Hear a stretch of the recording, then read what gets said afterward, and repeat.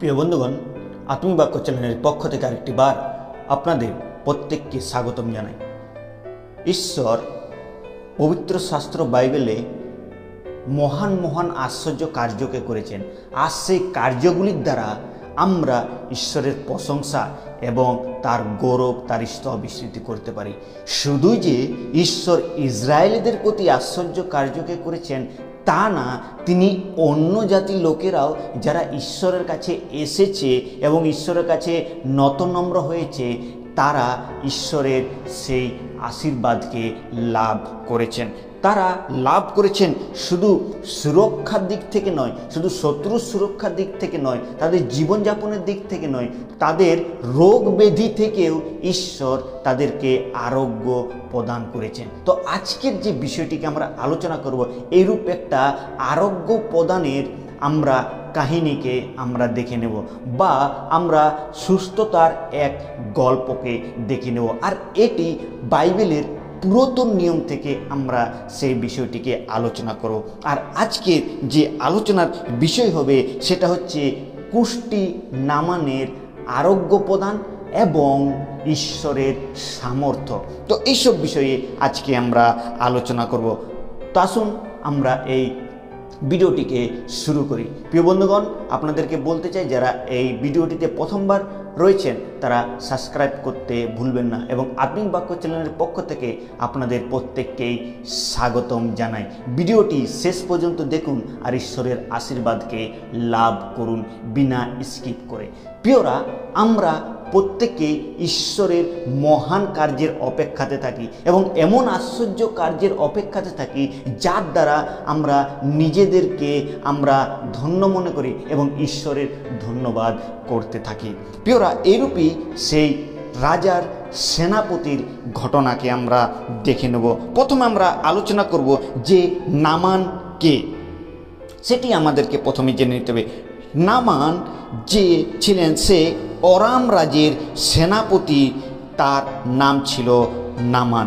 আর সে তার রাজার সম্মুখে সে মহান ব্যক্তি ছিলেন এবং সেই সেনাপতি খুব সম্মানিত লোক ছিলেন, কেননা তার অনেক সামর্থ্য ছিল এবং শক্তি ছিল, আর তাহার দ্বারাই সদাপ্রভু অরামকে বিজয়ী করিয়াছিলেন। আর তিনি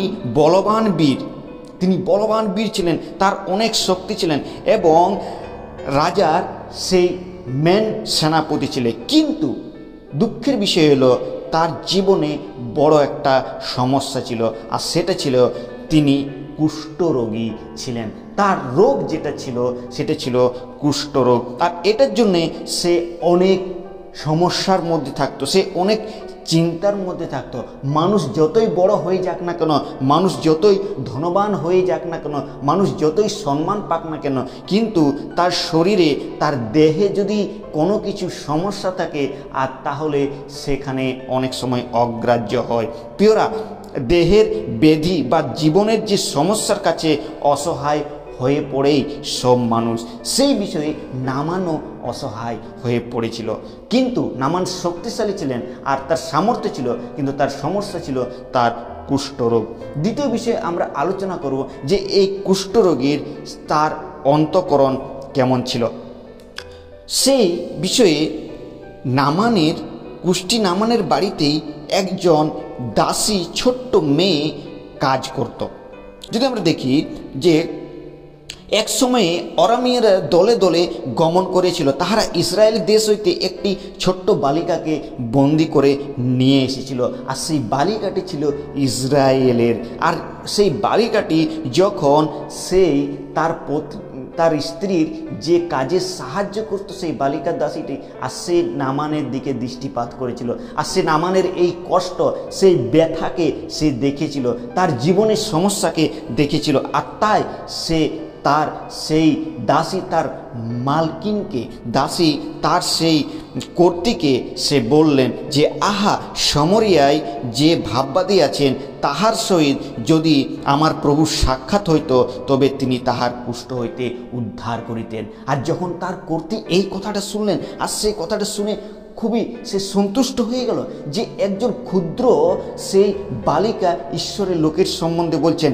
লক্ষ্য করুন, এক ক্ষুদ্র দাসীর সরল সাক্ষ্যকে আমরা এখানে দেখতে পাই ঈশ্বরের সম্বন্ধে। সেই ছোট্ট বাচ্চা মেয়েটি কত সুন্দর ঈশ্বরের সামর্থ্যের, ঈশ্বরের শক্তির সম্বন্ধে সাক্ষ্যকে দিচ্ছেন। আমরাও হয়তো ছোট মানুষ, তবুও আমাদের সাক্ষ্য দ্বারা অনেক বড় বড় কার্য হতে পারে। আমরাও শারীরিক দিক থেকে দুর্বল, আমরা হয়তো ধনবান নয়, কিন্তু ঈশ্বরের শক্তি যদি আমাদের সঙ্গে থাকে তাহলে আমরা মহান এবং বড় বড় কার্যকে করতে পারি। আর যখন এই কথাটি তার করতে শুনল, তখন গিয়ে পড়ে সে রাজাকে বললেন। আর রাজা যখন এই কথাটি শুনলেন, রাজাও আনন্দিত হয়ে গেল, কেননা রাজার সব থেকে শক্তিশালী যে সেনাপতি সে ছিল নামান, আর এটা তো সে খুশি হলেন। আর তখন তিনি ইসরায়েলের রাজার কাছে একটা পত্রকে লিখলেন। আর যখন ইসরায়েলের রাজার কাছে পত্রকে লিখলেন, আর ইসরায়েল রাজা এই পত্রটিকে যখন পড়লেন, সে ভয়ভীত হয়ে গেল। সে তার নিজের বস্ত্রকে ছেড়ে দিলেন যে আমি কি করে তাকে সুস্থ করতে পারি। রাজা আপন বস্ত্র ছিঁড়িয়া কহিলেন, মারিবার ও বাঁচাইবার ঈশ্বর কি আমি, যে আমি তাকে সুস্থ করব? তখন সেই রাজার, ইসরায়েলের রাজার যে ভাববাদী ছিল তার নাম ছিল এলিসাই। যখন এলিসাই এই কথাটি শুনিলেন, তখন এলিসাই রাজাকে বলিলেন যে আপনি কেন বস্ত্র ছিঁড়িয়াছেন? সে ব্যক্তি আমার কাছে আইসুক, তাহাতে জানিতে পারিবে যে ইসরায়েলের মধ্যে একজন ভাববাদী রয়েছে। আর অতএব নামন আপ্যায়ন অশ্বগণের ও রথ সমূহের সহিত আসিয়া এলিসাইয়ের গৃহে উপস্থিত হলেন। আর যখন সে ইসরায়েল রাজা তাকে আসতে বললেন, আর তখন সেই অরাম রাজ্যের সেনাপতি নামান সে কি করলেন, অনেক কিছু উপঢৌকন নিয়ে আসলেন, তার অশ্ব রথ সমূহ নিয়ে, আর সে এলিসাইয়ের দ্বারে প্রবেশ করলেন।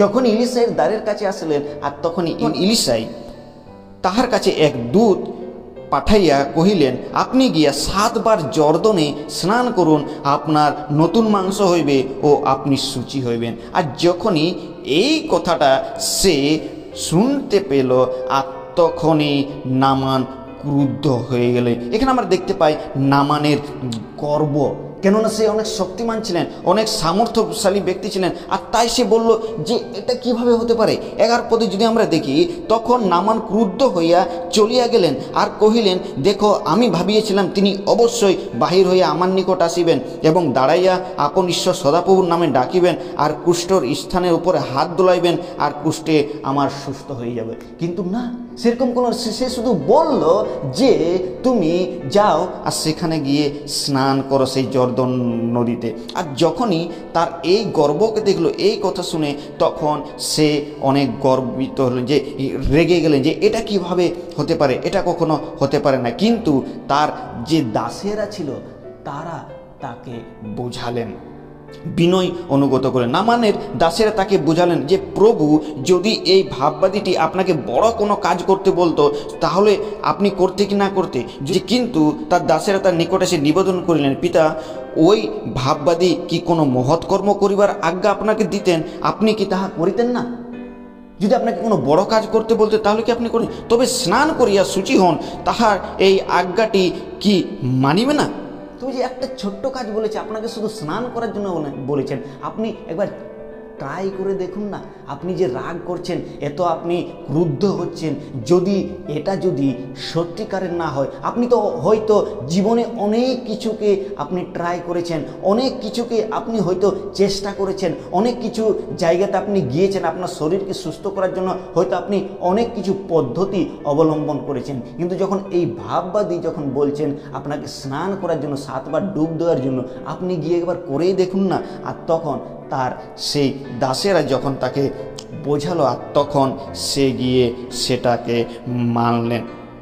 তবে স্নান করিয়া শুচি হন, আর এই আজ্ঞাটি মানো। তখন তিনি সেই ঈশ্বরের লোকের যে আজ্ঞা যে দিয়েছিল, সেই আজ্ঞাটি তিনি পালন করলেন।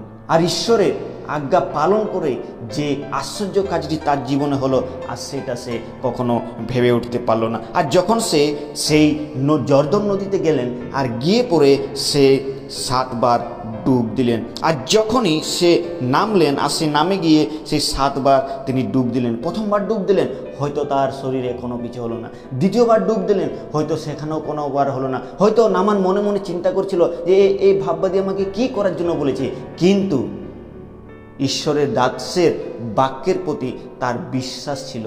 তার জন্য সে কি করলেন, 7 বার যখনই সে ডুব দিলেন আর 7 বারে তার যে শরীরের কুষ্ঠরোগ ছিল সেইগুলো পরিষ্কার হয়ে গেল। আর নতুন মাংস কেমন হলো, তাতে ক্ষুদ্র বালকের নেই, ছোট শিশুর যেরকম মাংস থাকে আর সেরকম নতুন মাংস তার হলো। আর সে সূচি হইল।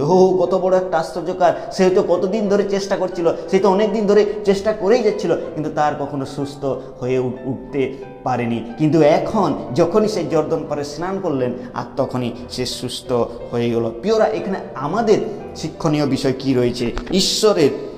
ঈশ্বর হচ্ছে আমাদের আরোগ্যকারী ঈশ্বর, কিন্তু যদি আমরা তার কাছে বিনয়পূর্ণ হৃদয় নিয়ে আসি, যদি তার কাছে আমাদের নম্র অন্তঃকরণকে নিয়ে আসি, আর যদি আমরা তাকে বিশ্বাস করি, আর তাহলে ঈশ্বর আরোগ্য প্রদান করেন। কেননা ইসরায়েলরা যখন সেই মরুভূমিতে ছিলেন আর তখনই ঈশ্বর প্রতিজ্ঞা করেছিলেন যে যদি তোমরা আমার আজ্ঞাকে পালন করো এবং আমার বিধিকে পালন করো, তাহলে তোমাদেরকে মারি হইতে এবং ব্যাধি হইতে আমি তোমাদেরকে রক্ষা করব, কেননা আমি হচ্ছি তোমাদের আরোগ্যকারী ঈশ্বর। আর এখানেও সেই বিষয়টাকে দেখতে পাই, আমাদের ঈশ্বর হচ্ছে আরোগ্যকারী ঈশ্বর। তিনি আমাদের জীবনে আরোগ্য করে থাকেন।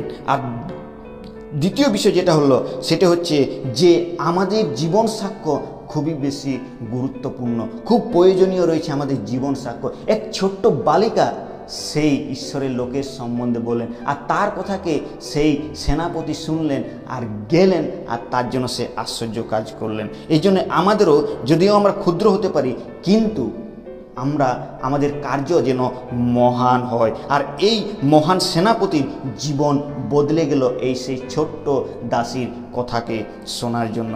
তৃতীয় বিষয় যেটা হচ্ছে, আজ্ঞা পালন করলেই আমরা আশীর্বাদকে পাবো। যেরকম আমি প্রথমে বললাম, যদি আমরা ঈশ্বরের আজ্ঞাকে পালন করি এবং ঈশ্বর যদি ভরসা রাখি, বিশ্বাস রাখি, আর তাহলে ঈশ্বর আমাদেরকে আশীর্বাদ করেন। আর এখানে আমরা দেখতে পাই নামান প্রথমে ক্রুদ্ধ হয়ে গিয়েছিল, কিন্তু যখনই সে ঈশ্বরের দাসের কথাকে শুনলেন এবং আজ্ঞাকে যখনই তিনি মানলেন, আর তখনই আশ্চর্য কাজ তার জীবন হয়ে গেল। প্রিয়রা, এই ঘটনা দ্বারা আমরা আমাদের জীবনে যে শিক্ষণীয় বিষয় শিখে নিতে পারি, এই 3টি বিষয় যেন আমরা মনে রাখতে পারি এবং ঈশ্বরের গৌরব প্রশংসা করতে পারি। তাই প্রিয় বন্ধুরা, হয়তো আপনি আজকে এরকম নিরাশায় রয়েছেন, হয়তো আপনার অনেক টাকা পয়সা রয়েছে, অনেক আপনি শক্তিশালী, কিন্তু আপনার জীবনে এমন কোনো গুপ্ত রোগ রয়েছে, এমন কোনো বিষয় রয়েছে যার দ্বারা আপনি হয়তো অনেক সমস্যার মধ্যে রয়েছে। তাহলে আজকে এই ভিডিও দ্বারা আমি আপনাকে বলতে চাই, ঈশ্বরের কাছে আসুন, নম্র হৃদয় নিয়ে আসুন, বিশ্বাসের হৃদয় নিয়ে আসুন, আর ঈশ্বরের কাছে নতনম্র হন,